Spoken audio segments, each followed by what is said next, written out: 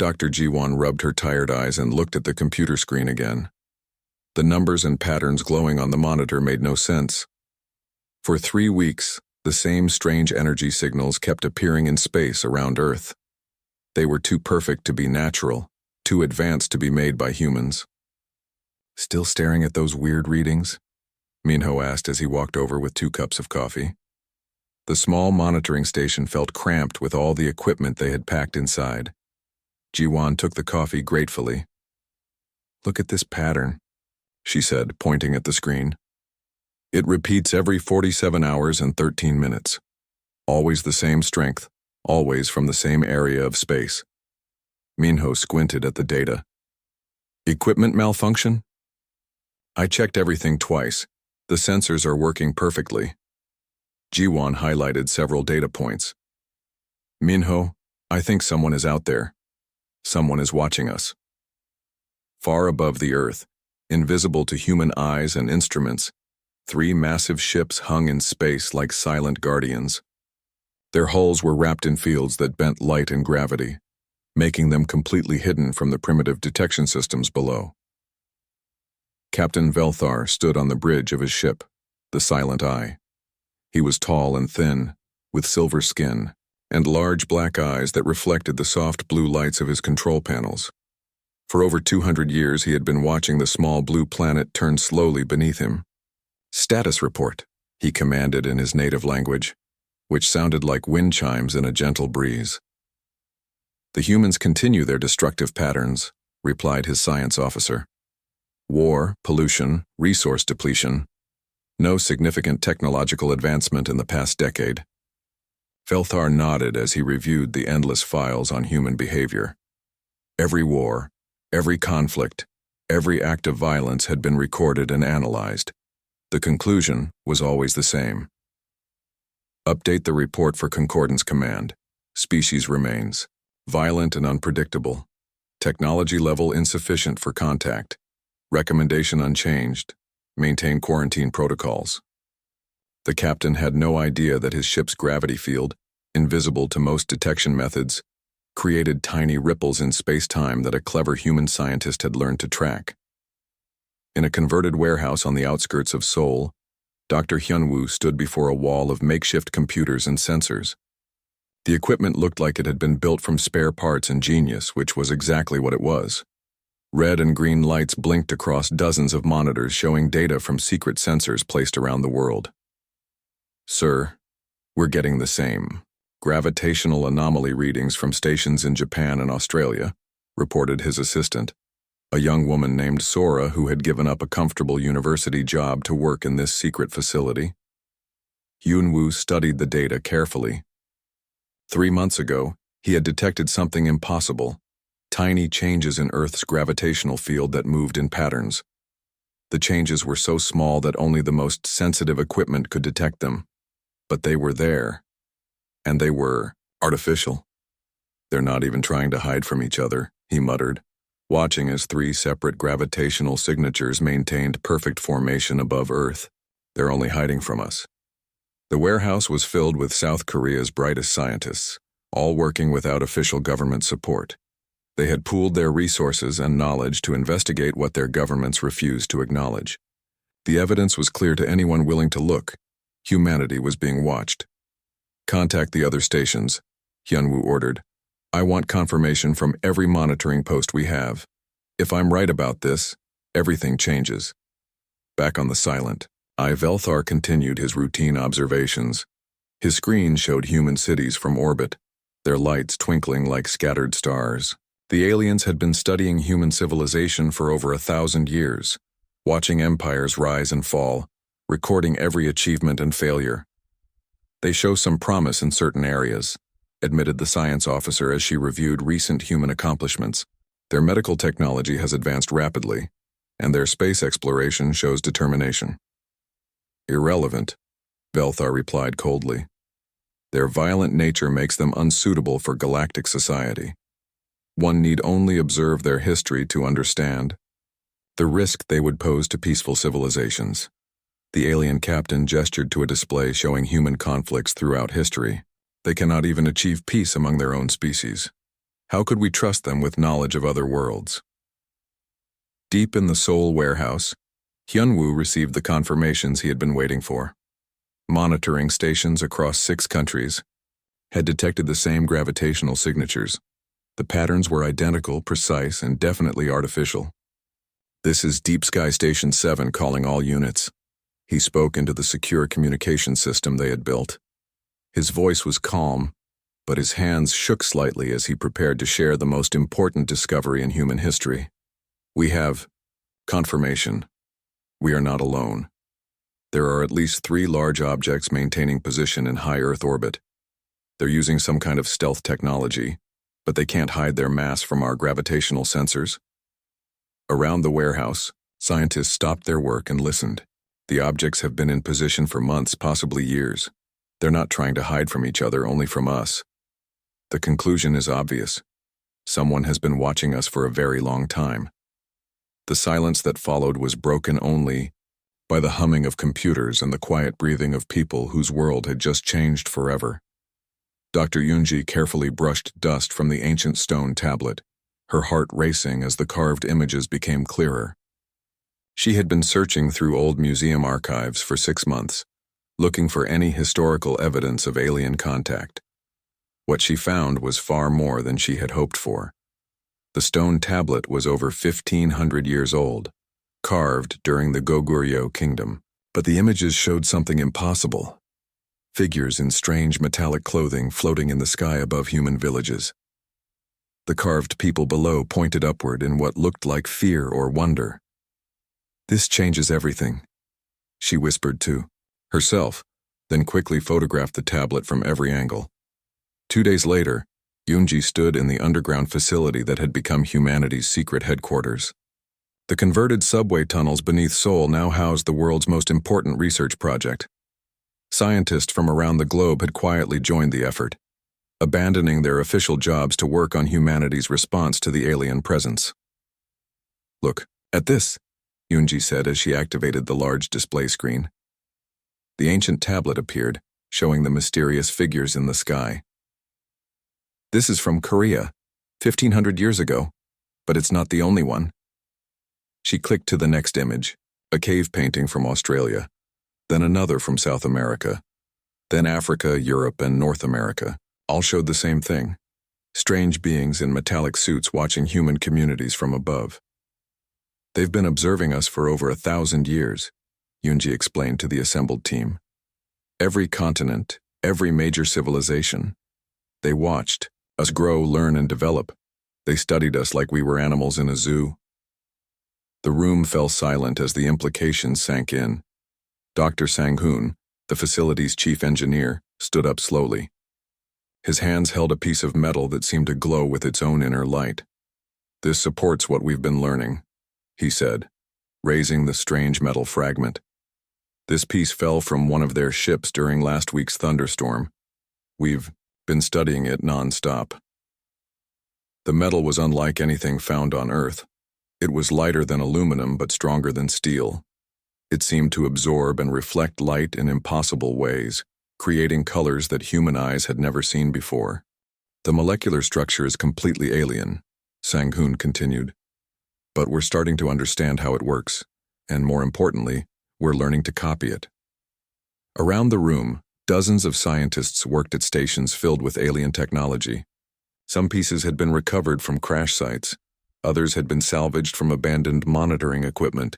Each fragment was being carefully studied, tested, and reverse-engineered. Salmon looked up from her computer array, her eyes red from staring at screens for hours. "I've been working on their data encryption," she said. "Their computer systems are incredibly advanced, but they're not impossible to understand.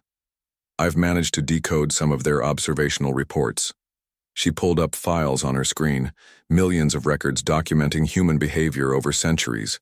Every war, every discovery, every cultural development had been carefully noted and analyzed. "They have files on everything," Somin continued. "Our governments, our militaries, our technologies. They know more about us than we know about ourselves." Dongyun's team had been working on the most ambitious project of all, trying to replicate alien propulsion technology. In the corner of the facility, a small device hummed with energy, creating a field that made nearby objects float weightlessly. "We've successfully created a small gravity manipulation field," Donghyun reported proudly. "It's only strong enough to lift a few kilograms, but it proves the technology can be replicated with human engineering." Dr. Yoonji studied the faces around her. These were some of the most brilliant minds on Earth, all working together in secret. They had given up comfortable lives and prestigious careers to work in this hidden facility, united by a single goal. "The historical evidence is clear," she said. "They've been watching us for over a millennium. They've studied our wars, our conflicts, our struggles, and they've decided we're not worth talking to." She pulled up another set of images, alien reports that Soman had decoded. The words were cold and clinical. Violent species, technologically primitive, unsuitable for contact. "They think we're too stupid to notice them," Yoonji continued, her voice growing harder. "They believe we're too primitive to understand their technology, too violent to be trusted with knowledge of other worlds." Around the room, the scientists nodded grimly. They had all read the alien assessments. Humanity had been judged and found wanting by beings who had never bothered to make contact. "But they made one mistake," Yoonji said, gesturing to the busy laboratory around them. "They underestimated us. While they were watching us from above, some of us were watching them back. While they were studying our weaknesses, we were learning their strengths." Sang-hoon held up another piece of alien technology, a small device that projected holographic displays. "We've reverse-engineered their computers, their materials, even their energy systems. We're adapting their technology to work with human engineering." "They spent 1,000 years cataloging our capacity for violence," Yoonji said. "But they missed our capacity for curiosity, for learning, for refusing to accept limitations. They documented our conflicts, but ignored our ability to work together when faced with a common challenge." She looked around the room at the international team of scientists working side by side. "They think we're primitive. Let's show them exactly how wrong they are." The room erupted in determined voices as the scientists returned to their work with renewed purpose. Above them, invisible alien ships continued their ancient vigil, unaware that their subjects had become students, and their students were rapidly becoming something far more dangerous. Lieutenant Kyung-jae gripped the controls of his ship as it moved silently through the darkness of space. The ghost of Incheon was invisible to alien sensors, its hull wrapped in stolen technology that bent light and energy around it like a cloak. 2 years of careful study had taught humanity how to turn alien advantages into human weapons. "Distance to target?" he asked quietly, though there was no one in space to hear them. 12,000 kilometers and closing," replied Specialist Seolgi from her position at the sensor station. Her screen showed the alien monitoring post hidden behind Jupiter's largest moon. "Thermal signatures completely masked. Gravitational distortion field is holding steady. They have no idea we're here." The human ship was a marvel of reverse-engineered technology, where the aliens built massive vessels that overpowered everything. In their path, human engineers had created something different. The ghost of Incheon was small, fast, and deadly. It used the aliens' own stealth technology against them, improved by human creativity and desperation. Kyung-jae had been a fighter, pilot before the secret war began. Now he was something new. A hunter in space stalking prey that had been watching humanity for centuries. His ship was one of 30 identical vessels, all built in hidden facilities around the world. "Target acquired," Seolgi reported. "It's a Class 7 monitoring station, just like the intelligence report said. Crew of approximately 20 aliens. They're completely focused on watching Earth. All their sensors point downward." That was the aliens' weakness, Kyung-jae thought. They were so convinced of their superiority that they never looked over their shoulders. They watched humanity like scientists studying insects, never considering that the insects might be watching them back. Back on Earth, deep in the command center beneath Seoul, Intelligence Officer Ju Hyun tracked the progress of dozens of similar missions. Her screen showed a 3-dimensional map of the solar system with red dots marking alien installations. One by one, those red dots were turning gray as human strike teams eliminated them. Ghost of Inchin reports target in sight, came the voice through her headset. Request permission to engage. Ju-hyun looked at the tactical display. The alien station was isolated, far from any backup, perfect for a clean operation. Permission granted. Execute Operation Silent Hunter. She turned to Admiral Chang-min, who stood watching the main display with grim satisfaction. That's the 15th monitoring post this month, sir. The aliens still don't realize we're responsible. The Admiral was an old man who had spent his entire career preparing for wars that never came. Now in his final years, he was fighting the most important conflict in human history, and the enemy didn't even know they were at war. They spent centuries learning our weaknesses, he said quietly. Time we returned the favor. The war had been invisible from the beginning. Human ships struck alien installations and made the attacks look like equipment failures. Monitoring stations went dark due to system malfunctions. Supply ships disappeared in navigation errors. The aliens never suspected they were under attack. Far from Earth, the alien monitoring station continued its routine observations of the planet below.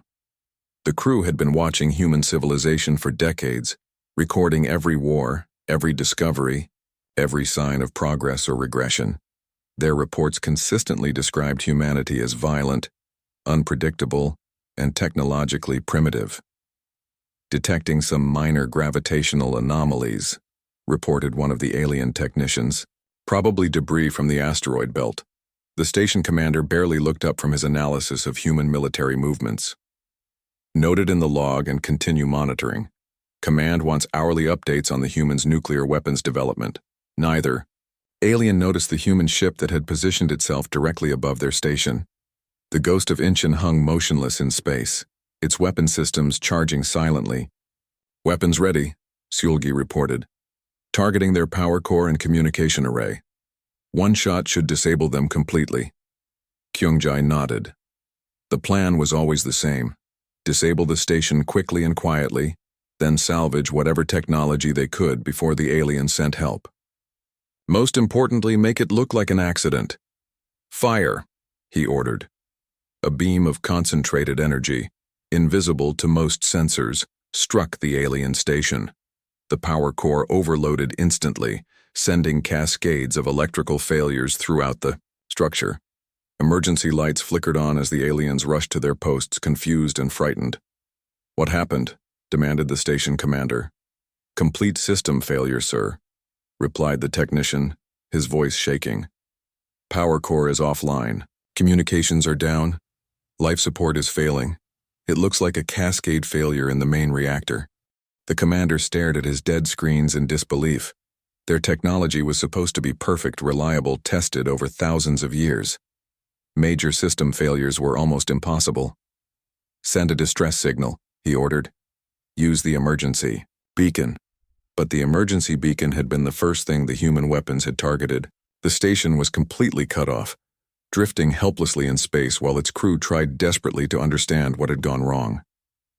Aboard the Ghost of Incheon, Kyung-jae watched the alien station go dark. Target neutralized. Beginning salvage. Operations. The human ship moved closer, extending mechanical arms to collect pieces of alien technology. Every component would be studied, reverse-engineered, and used to build better human weapons. Another successful hunt, Seulgi said with satisfaction. The prey never even saw the predator coming. In the command center on Earth, Ju-hyun marked another red dot as eliminated. The invisible war continued, with humanity slowly and systematically removing the watchers who had observed them for so long. The aliens still believed they were studying primitive humans. They had no idea that the humans were studying them back. Captain Velthar's hands shook as he stood before the most powerful beings in the galaxy.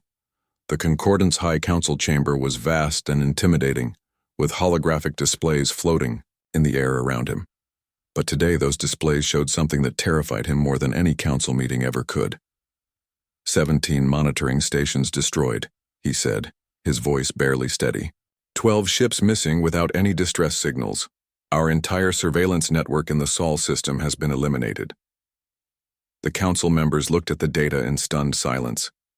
For over 3,000 years, the Concordance had been the undisputed power in this part of the galaxy. No species had ever successfully attacked their installations, let alone destroyed them systematically. Counselor Nixera rose from her seat, her 4 eyes blazing with anger and disbelief. She was one of the oldest beings in the galaxy, having witnessed the rise and fall of hundreds of civilizations. "This is impossible," she declared. "The humans are barely capable of space travel to their own moon. They lack the technology for interstellar detection, let alone coordinated military strikes." Velthar activated his personal recording device with trembling fingers. "The evidence suggests otherwise, Counselor. This recording was captured by our last surviving probe in the Jupiter system." The holographic display filled with an image that shocked the entire council into silence. Sleek, angular ships unlike anything in Concordance databases moved through space with deadly precision. The vessels were small compared to Concordance ships, but they moved with purpose and coordination that spoke of advanced tactical planning. The recording showed these unknown ships systematically dismantling a Concordance observation post. Their weapons were precise, their movements coordinated, their technology clearly reverse-engineered from Concordance designs but improved in ways that the original creators had never considered. "By the ancient laws," whispered another counselor, "those are human ships."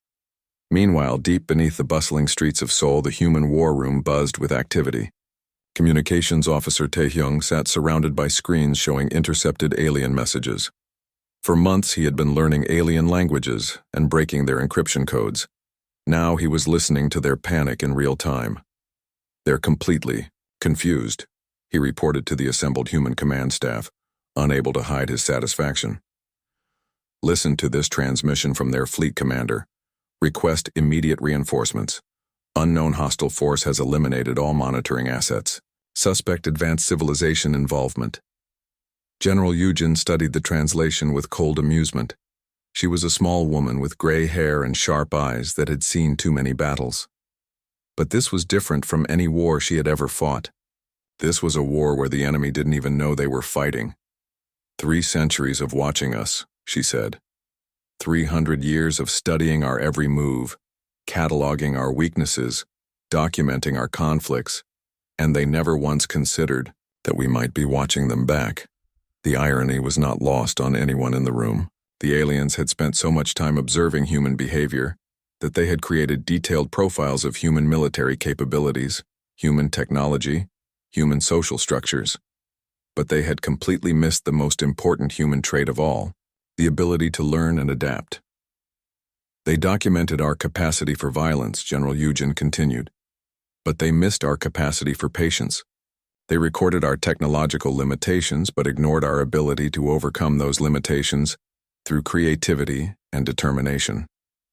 Dr. Soyan, the facility's chief strategist, activated the main display. The 3-dimensional map showed local space in incredible detail, with tiny blue dots representing human ships positioned throughout the galaxy.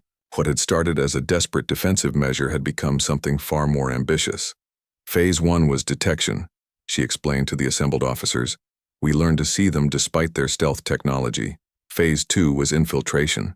We captured their equipment and reverse-engineered their systems. Phase 3 was elimination.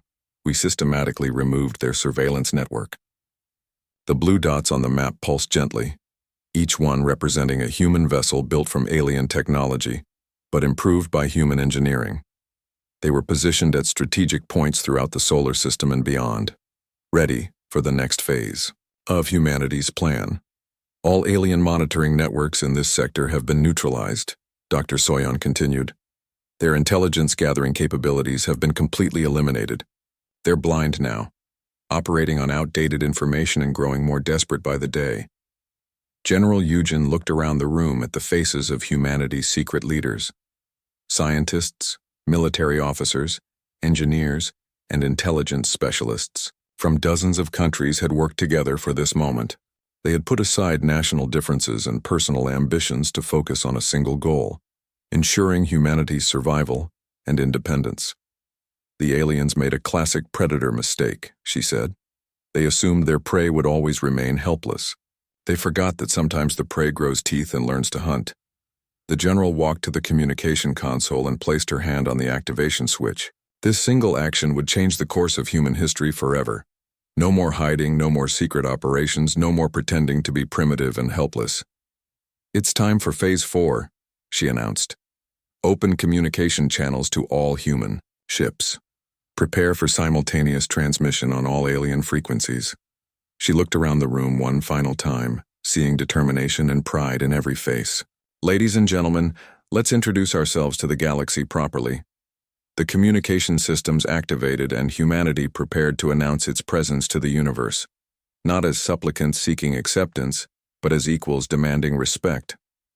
The sky above Kepler Prime suddenly filled with ships that had not been there moments before. 50 human vessels appeared simultaneously over every major city on the Concordance capital world, their angular hulls gleaming in the alien sun. The ships were unlike anything the galaxy had ever seen, sleek, efficient, and radiating a quiet danger that made even veteran Concordance military officers step back in shock. On the planet's surface, millions of aliens looked up in terror and confusion. Their own ships were massive, built to intimidate through size and overwhelming power. These human vessels were different, smaller, more elegant, but somehow far more threatening. In the capital city's central plaza, giant screens that normally displayed Concordance propaganda suddenly flickered and changed. The image of a human woman appeared, her face calm and determined. President Min-jung looked directly into the cameras, knowing that her words were being broadcast across the entire planet. "People of the Concordance," she began, her voice steady despite the historic nature of the moment. "For over 3 centuries you have watched us from the shadows. You studied us, judged us, and found us wanting." Across the planet, aliens stopped what they were doing to stare at the screens. Many had never seen a human before except in scientific reports that described them as primitive and violent. The woman speaking to them looked nothing like the savage barbarian they had been told about. "You deemed humanity too primitive, too violent, too dangerous to join your galactic community," President Min-jung continued. "You watched us from your hidden ships and monitoring stations, cataloging our wars, our conflicts, our struggles. You decided we were not worthy of contact." In the Concordance High Council chambers, emergency sessions erupted into chaos. Military commanders shouted orders at officers who had no idea how to respond to a threat they had never imagined possible. "How did they get here?" demanded Counselor Nixera, her 4 eyes wide with panic. "Our defense systems detected nothing until they revealed themselves. This is impossible." General Korthak, the Concordance's supreme military commander, stared at the tactical display showing human ships positioned throughout their most secure space. "They're using our own stealth technology," he said in disbelief. "But it's been improved somehow, made more efficient." President Min-jung's broadcast continued, her words being translated into hundreds of alien languages simultaneously. "You were right about one thing: we are dangerous, but not in the way you imagined. We're dangerous because we don't accept limitations. We're dangerous because we refuse to be ignored."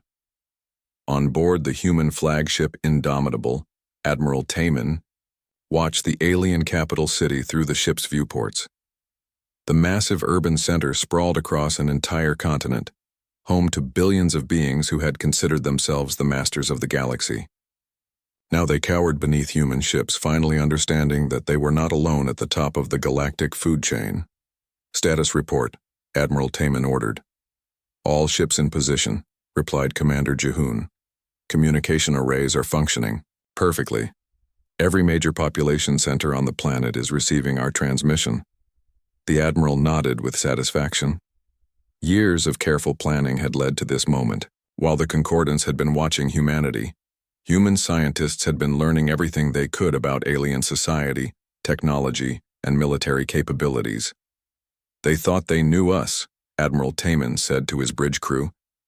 "They studied our history, our wars, our technology, but they missed the most important thing about humans: we never give up."